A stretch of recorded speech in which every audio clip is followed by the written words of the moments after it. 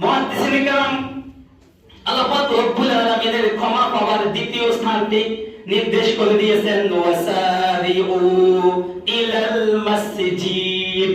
হে মানব মণ্ডলী, যদি তোমরা আল্লাহ পাক রব্বুল আলামিনের ক্ষমা পেতে চাও তাহলে তোমরা মসজিদে দৌড়ে দৌড়ে আসো। বলি সুবহানাল্লাহ। আল্লাহ হাবিব সাল্লাল্লাহু আলাইহি সাল্লাম হাদিসে পাকের মধ্যে বলেছেন, আল মসজিদু বাইতুল্লাহ, মসজিদ হলো স্বয়ং আল্লাহর ঘর। বলি সুবহানাল্লাহ। নবী করিম সাল্লাল্লাহু আলাইহি সাল্লাম হাদিসে পাকের মধ্যে বলেছেন, আহাব্বুল বিলাদি ইলাল্লাহি মাসাজিদুহা ওয়া আবগাদুল বিলাদি ইলাল্লাহি ওয়া আসওয়াকুহা। আসমানের নিচে জমিনের উপরে সবচেয়ে প্রিয় জায়গা হলো মসজিদ, আর সবচেয়ে নিকৃষ্ট জায়গা হলো বাজার।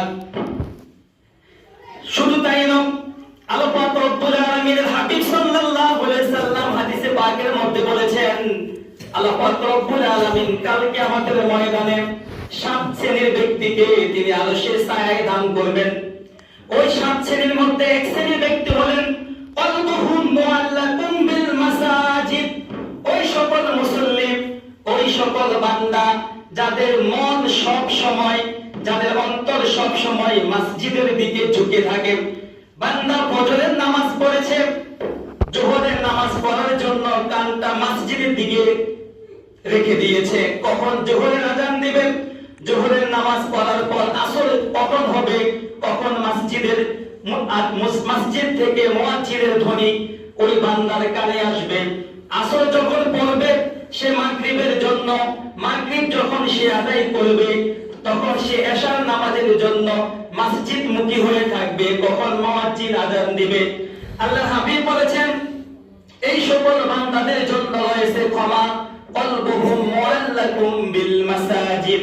যে বান্দারা সব সময় মসজিদে আসার জন্য অপেক্ষা করে, মসজিদের দিকে তার মনটা ঝুঁকে থাকে, এই বান্দার জন্য রয়েছে আল্লাহ পাক রব্বুল আলামিনের ক্ষমা। বলি সুবহানাল্লাহ।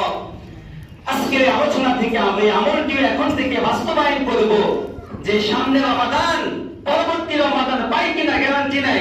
এখন থেকে রমজানের প্রস্তুতি নিয়ে যাতে রমজানকে ভালোভাবে ইবাদতের মাধ্যমে কাটিয়ে আমরা খাঁটি মুত্তাকি আল্লাহওয়ালা হতে পারি।